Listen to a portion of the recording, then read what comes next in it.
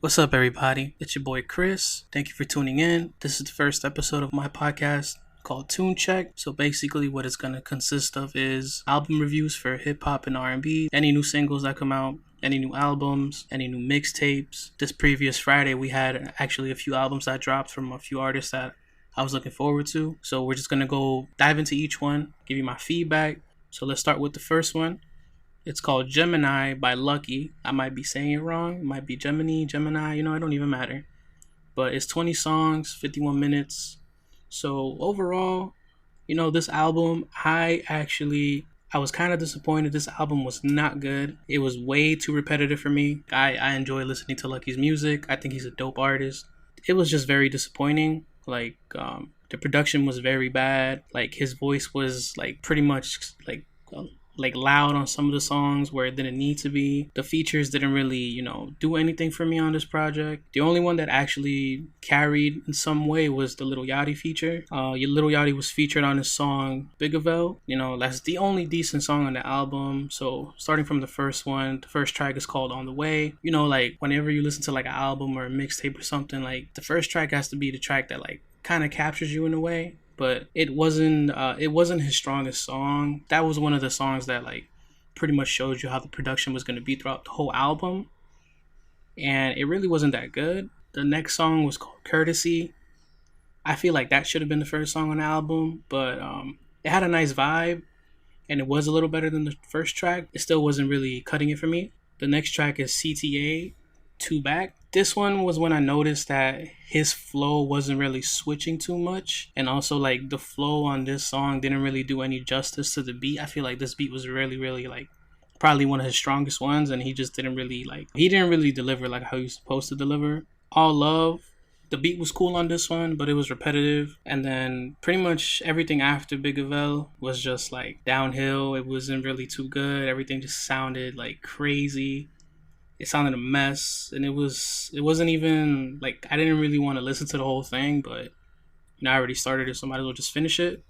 There's one song that had a feature, and it was Future, but he couldn't even save the song. It was called Baby Goat. It sounded misplaced. It didn't sound like Future was I don't know. It didn't sound like Future was shining too much, and it's crazy because he's been on a run, with the last two albums that he dropped with Metro. Overall, I'm gonna give this album a 4 out of 10. It was very disappointing. It really didn't hit for me. It's not something I'm gonna go back and listen to.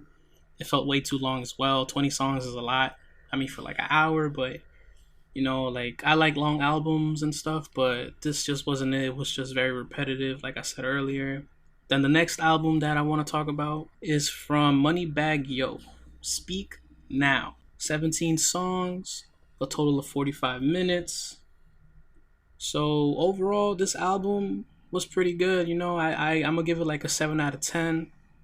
The first half of the album was great, but then after track number 8, it sounded a little repetitive, and then it just it kind of wasn't hitting for me how the first half did. But regardless of that, it's still a good effort from Moneybagg Yo. I remember his last project that came out last year was pretty fire. So this one, it wasn't as good as that one, but it was still good regardless. So the first track is All Year. It had a little nice, it had a little nice vibe to it and everything. But his delivery wasn't really the best. The way he came about on the song, I feel like he could have came a little harder, with his lyrics or his flow to match the beat and what he was trying to give with that song. The second song is Speak, which is the title track, I believe. But I think it's the title track because it's the only one that has one of the words from the title of the album. But I don't know. So the transition from the first song to this song was really good. I love the switch up. The beat was fire. This song was literally the complete opposite of the first song, and he definitely his flow was great on this, and then the way he delivered it too, like how I said he didn't deliver on the first song, he definitely came on this one and did what he had to do, standing on business. And then the next song is P Run. He slid on this track. He kept the same energy from the last song, and he just pretty much put it on this song and just, like I said, did what he had to do. Then the next song is Trying to Make Sure. This track was produced by Tay Keith. You already know, once you hear Tay Keith, it's a wrap. He's always doing his thing. He's always eating off his beats. Like, he does real good. He's a real good producer. And Moneybagg Yo definitely, like, did his thing on this one too. Like, the beat didn't carry him, the production didn't carry him. Like, he delivered what he was supposed to deliver, and I was fucking with it. Then the fifth track is called Taboo Mommy. The production on this was great too. So far, like, the first 5 songs, like, not really the first 5, the first 4, not including the first one. Like, he like pretty much delivered like what he was supposed to deliver. He came crazy, like, like, it was really good, like, hearing him, doing his thing and actually, like, giving us, good work in the beginning. So, I really appreciated that. And, like, I added some of these to my favorites too because they were just too fire. So after Taboo Mommy comes Fireplace. This one is kind of where he, like, went left a little bit. It wasn't as good as the tracks before, but I didn't really mind it because, like, the first 4, like the first 4 or 5 tracks were really good. So I was like, you could take, it's okay for you to, like, wobble a little bit. You could take this out a little bit. It's cool. I'll let it slide. Then the next song is called I Feel It. This was kind of like him just rap singing a little bit. He reminded me of Future on this song a little bit by the way he was just going about it and singing. Kind of was giving me, like, We Still Don't Trust You kind of vibes a little bit. So, that was pretty cool to hear. A little versatility from him. Then after that, we have a song called Drunk Off You. This one is featuring Chris Brown. So Chris Brown's background vocals was pretty fire. The way him and Moneybagg Yo was harmonizing was pretty lit too. Moneybagg Yo wasn't really singing, but he was keeping, like, a certain, like, tone or a certain pitch to kind of, so that way Chris could kind of match with him at a higher pitch, which was pretty cool. That collaboration was actually pretty fire, so I was really fucking with it. And I like how it didn't sound like nobody was carrying. It sounded like an actual collaboration between these two artists. So it was literally a Moneybagg Yo and Chris Brown song. No one out there the other. They came and met in the middle and, like, delivered something really good. Then after that, the next track is called Bussin'. This one was a miss for me. I didn't really like it. That's where it started sounding a little repetitive to me. The next song was called Tic Tac Toe. Gangsters Relate. This one had Lil Durk. Lil Durk isn't really too good on features in my opinion, but I feel like this was, like, the worst track of the whole album. Then there's another one called Play the Fool, and then Rich Viking was repetitive too, but it did have, like, a really good beat switch, and it felt like it was a strong effort. And then after that, it was On That. Then there's another song called Whiskey Whiskey, and then there's 2 more songs after that, but they were just kind of like I said, it was just kind of like downhill for me. But overall, like I said earlier, I gave it like a 7 out of 10. I think it sounded good. It wasn't bad, Like, if the first half of the album is pretty fire, then, I'm not going to be like, oh, no, it was trash. No, like, definitely check it out. And then the next album that we're going to talk about is from Anderson .Paak and Knowledge. No Worries. So this album had 19 songs on it and 44 minutes. This album, honestly, was probably my favorite one to come out of this Friday that just passed. It was a 10 out of 10 for me. I liked what he was giving with this. I thought it was fire. This album was, like, very personal, very emotional. Anderson .Paak is really speaking about his experiences and, going through things from fatherhood to him being famous, to him, dealing with his issues with love. Because I know he's going through a divorce right now with his wife, I believe. So, he put all of those feelings and everything into this album, and it sounded great. It had, like, a R&B kind of, like, feel to it. He was kind of, like, singing mostly. There were some songs here that, like, kind of gave a vibe similar to Silk Sonic, that collab album he did with Bruno Mars. But Anderson .Paak definitely, he's always been a great artist, and he's always, like, been a very creative artist too. So, and it was refreshing as well because, it doesn't have any, like, trap beats. The first song on this album is called 88 Centra. This is, like, he started off the album just delivering bars over, like, a slow hip hop beat. Everybody likes that. The next song is Move On. This is one of my favorites. This is when he started bringing that nice, like, little slow R&B type of vibe into the album. It was more instrumental. The next song was my favorite too. It's called Keep Her. This is featuring Thundercat, so if you don't know who Thundercat is, definitely go listen to Thundercat. He's very underrated, but he was Thundercat was on the hook, and he had background vocals apart from his verse, and it definitely was a good fusion with Anderson .Paak's sound and the sound that he was going for this album. So he was a great feature to have on this song. Then the next song is called Distractions. This was another favorite of mine. The transition from this song and the previous song was super fire. This was another R&B vibe type of song. After that, it was looking. It kind of felt like an interlude to me because it was I think a minute or so long, and there wasn't really any dialogue or nothing. So I feel like that was just an interlude. But it was a nice little break in between. And then leading into the next song is called Where I Go, featuring Her. So Her is a great artist. I love her. She makes good music. I think she's dope. She has a nice voice.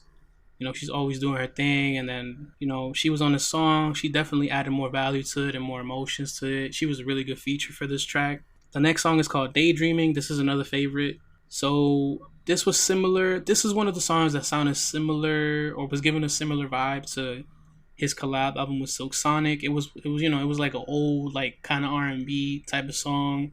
But this was another example of him just singing about love and stuff and his interests and everything. Definitely check it out. It's a good listen, very refreshing too. Aside from everything that's dropping, So run it up. Let them know that I sent you. Since we're already talking about R&B kind of vibes, we're gonna talk about the next one. It's by Normani.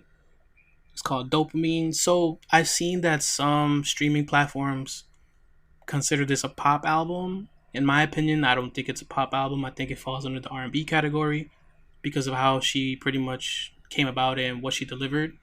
But, it's each his own. I think it's an R&B album, which is why I wanted to review it and, let y'all know what I thought about it. She's been making us wait a while for this album. Took a couple years, but, everybody finally got it out of her. So, like I said, it's called Dopamine. 13 songs, 42 minutes. The intro track is called Big Boy. I thought it was fire. It's a nice little dance kind of song. The horns on this track was cool too, and I like how she kind of plays with her voice on this track too. I like when artists do that, especially for example Kendrick Lamar. He's always playing with his voice. I think that's dope, to be honest. The next song is called Still. This was one of my favorites. It samples Still Tipping by Mike Jones, so you already know that song is a classic. Paul Wall, his verse on that is one of the hardest verses. So if you don't know what song that is, then that's crazy. Go listen to it. But the way she sampled it and the way that she used it for the theme of the song was pretty fire. Pretty much saying that she she's still doing her thing. She's still flexing and all that. And I like how she gave it a nice little R&B kind of feel to it. So she definitely did the sample justice and definitely made it her own. So shout out to Normani for doing that. The third track is called All Yours. It's a nice kind of trap R&B kind of song, trap soul type. Basically just her singing about, her love interest. Her hook on this song was it's so catchy. It sounds like an ad-lib, but it's really, really it's really catchy. And that's one of the parts of the song that made me like it. It wasn't really an ad-lib, it was a lyric, but it sounded like an ad-lib. But I think that's what I liked about it so much, that she was able to just find something in the middle and just add it there. I thought it was dope. And it also showed a little bit more of her range as a vocalist. So that was pretty cool too. Then the fourth song is called Lights On. This one, she kind of shifted into a slow song. But it plays off the theme of the last song about her liking somebody, and being in love and all that stuff. So it was pretty cool. Then the fifth song was called Take My Time. So she kind of switches it up a little bit here and shows her pop side on this track. So she shows a little versatility. This one is also another vibe and also another dance track, kind of similar to the first song. Then the next track after this is one of my favorites too. It's called Insomnia. This one is a heartbreak song. She's basically singing about how the person she's going through things with is making it hard for her to move on. She talks about like how they know whenever she's trying to move on, or like hits them up at the wrong time, or how they hit her up at the wrong time and stuff and just mess everything up for her. The next song after that is called Candy Paint. That's one of the singles she released, so I'm not really going to talk too much about that. After that, the next song is called Grip. This song is fire too. The production on this album and on this song was like really, really good, and this is one of the songs that made me appreciate the production even more too. Like I said, shout out to her and her team. They really did their thing on this album. Like, it was definitely worth the wait. The next song after that is 159. This one is featuring Gunna. This one was already released as a single as well, but this one was hard too. You know, Gunna was singing on here. He was doing his thing. He also dropped the album too. Definitely check it out, guys. After that, the next song is called Distance. It was given the same vibes as Insomnia. So she stuck to the theme of like a breakup, kind of like an argument kind of thing, where she wants to like be heard. But it was given the same vibes as Insomnia, but it was still a good track on its own. And then the next song after that is called Tantrums. This one is featuring James Blake. So I feel as if he wasn't really the best choice for this song. Like, James Blake has a great voice and he's a cool artist, but I don't think it went well with what he was trying to deliver and what he was trying to like give. I feel like this like collaboration wasn't really the best one. But overall, the song is cool, but I feel like she should have picked somebody else to do a feature with, maybe. Or maybe had him on a different song on the album. But I don't know, it just didn't really sound too good. It didn't really blend well. And then after Tantrums, the next song is called Little Secrets. It's another pop song, just how she made one earlier. So she was showing some, versatility there, like I said. And then the last song is called Wild Side. This is the single that she released with Cardi B back in 2021. Overall, this album, I thought it was great. She shows a lot of versatility from R&B, pop, and dance to trap elements, sings about different themes. Love, sex, breakups. It was a long time in the making, but I feel like it was definitely worth it. I feel like she delivered a really good debut album, regardless of the weight. Like I said, I think it was fantastic. Like, definitely has replay value for me. And I feel like all of her fans appreciate that she took her time to deliver something good, because not a lot of people are like delivering good albums nowadays. I feel like this will definitely be one of the best albums of the year. Definitely go run this album up. It was fire. And then the next and last album that I'm going to talk about that came out is from Don Toliver. So he released HardStone Psycho. 16 songs, 52 minutes. First of all, I want to say congrats to him and Callie on having a baby. Alright, and then the first song on this album is called Kryptonite. I love how he plays with his voice on this song. I think that was so dope. The beat and the production on the song was fire. It was great. It was amazing. The transition on this song was fire. The transition in the middle. The theme of the song was him trying to find somebody, and then he switches to another theme of him finally having that person. So it was pretty dope. The second track was Tore Up. I like the rock element on the song. I always thought that, rock and rap, whenever they make, a fusion or, something, or, try to blend it, I think that's dope. I think it sounds great. The third track was called Brother Stone. This one is featuring Kodak. Kodak actually went in. He was a great feature on this track. I feel like he kind of carried the song in a way. But the fourth track is called Attitude. This is featuring Cash Cobain and Charlie Wilson. This is one that he released, as a video and a single. And, I think it's fire. He got Uncle Charlie on the track. So, shout out to Don Toliver for doing that. I think it's a fire song overall. And then the fifth track is called Bandit. I believe this was released as a single or maybe a snippet. I'm not too sure. But this song gave me Travis Scott kind of vibes. I've always been saying that Don Toliver is pretty much like a singing version of Travis Scott, which I think is dope. The next song is called Glock. This was kind of like a repetitive kind of song. It sounded similar to what we just heard previously, but I'm not going to shoot it down because of that. The song Ice Age. This one is featuring Travis Scott. I'm not the biggest Travis Scott fan, but he definitely has been doing his thing with his features, his verses. He's been really rapping recently, going in, he's trying to get this bag, he's motivated, so shout out to him for doing his thing. He also dropped a really good project recently too. Utopia that came out last year. I know I said recent, but a year really isn't too long. Definitely check out the album if you haven't. It's really good. So the only thing that I didn't like was the transition on this track. I feel like it wasn't needed. I kind of just preferred listening to just Travis, rap and do his thing on the song. I didn't like how it switched to Don at the end. I feel like that kind of took away from the feature. The next song is called 4x4.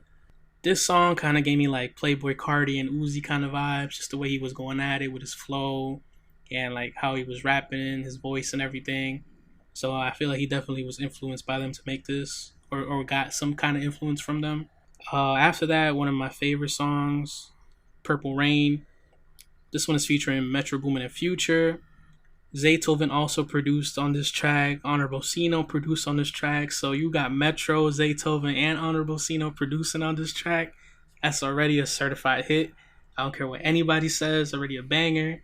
I love Zaytoven. I think his beats are fire. Like every time I hear him collab with an artist or like drop his own like album or something, I think it's dope. And then Metro Boomin's a dope producer too. Heroes and Villains has been one of the albums that I've been playing recently for the past 2 years. I play it all the time. I think it's amazing. Like that's one of his best works. One of my favorite albums of all time, to be honest. But this track was fire. Future really did his thing on this. Like he really, really did his thing. Like it's such a good song. Like Future and the production really carried this song. Like Don Toliver was cool too, but like you already know, like once you hear 3 producers on the track and Future's worked with all of them before, yeah, forget about it. That shit is a hit. Then the next song after that is called New Drop. This was a little change from the last song. It started off as like a little dance kind of thing and then transitioned to like a trap beat, and then he just kept switching back and forth between them. So I thought that was pretty cool, make it like a little different, change it up. Then the song after that is called Backstreets. This one kind of sounded repetitive a little bit, but it was still cool. Then Deep in the Waters after that, same thing. It wasn't given too much of a vibe. It wasn't really that strong. Then the next song is called Inside. I feel like this was where it kind of went left a little bit. The reason why is because this is also a song featuring Travis Scott. So like this one compared to the earlier feature on Ice Age, I feel like it didn't really deliver what it was supposed to. It wasn't really that strong of a feature. I feel like he should have just kept Ice Age and then not put this one on, because it definitely took away from like having him on the album, having Travis on the album. After that, the next song is called 5 to 10. Same thing, kind of repetitive, sounded a little boring. It is what it is. Then the same thing with the next song called Last Slab. It was alright. And then the last song was called HardStone National Anthem. I feel as though this was a very weak outro. It should have started off as the first. Yeah, it's not his strongest song, but it definitely would have made the whole album or project sound better. Starting it off with like a bad song and then transitioning to like a lot of good ones, I don't know, like it just wasn't really the best outro. I feel like he should have tweaked it a little bit. But or maybe, and also I don't like the listing of where it is. I don't think it should have been the last one. It should have maybe been in, like I said, in the beginning, or maybe the first, or maybe in like in the middle somewhere. Overall, I gave it like an 8 out of 10. I do think this is better than his last album, Lovesick. I kind of feel like he tried to do like a rock and rap kind of thing, but he didn't like commit all the way to it. Because like last year, or like what, I think it was last year, maybe 2 years ago. I don't even remember when it came out. The Pink Tape by Lil Uzi dropped. That was like a great like blend of rock and rap. That should be like one of the blueprints, to be honest, because that was just so good. So I feel like maybe he tried to like do something like that, and he just like kind of like fumbled the bag maybe, or just didn't want to commit all the way. But it was still a good effort. Like it would have gotten a 10, but like a lot of songs after Purple Rain were kind of repetitive, and like I said earlier, the last song wasn't really a decent way to end the album. But if he did, or if he was trying to go for that rap kind of rock fusion kind of blend thing, I feel like he should have maybe taken some notes from Uzi's album, because in my opinion, I think the album was like a masterpiece. To each his own. Maybe his next album, or maybe he'll probably try to do something like this later. But regardless, it was still a good album. 8 out of 10. So shout out to Don Toliver for dropping something really good, something different. Shout out to all these artists that I reviewed, all these artists that we're talking about. Except for Lucky. Lucky, you should have done a little better. But you know what? It is what it is. Next time, you'll drop something good, hopefully. But that's pretty much the end of the episode. The end of the first episode. So if you tuned in, thank you very much. I'm going to try to make this like a weekly thing. So, we're going to talk about more singles. We're going to talk about more albums coming out. So we're going to see what happens there. So please follow. And if you have like any music that you want me to listen to like review or to like, shout out or anything, just hit me up on IG, send me a message and I'll do that for you. I'm gonna talk about whatever you want me to listen to, but it has to be like, like actually good. Like if it's not good, I'm gonna let you know, nah, I don't really want to talk about it, but we'll see what happens. Nah, I'm just joking, but just send me something, I'll check it out. But like I said, thank you for listening. Hope you guys have a great week and I'll see you next time.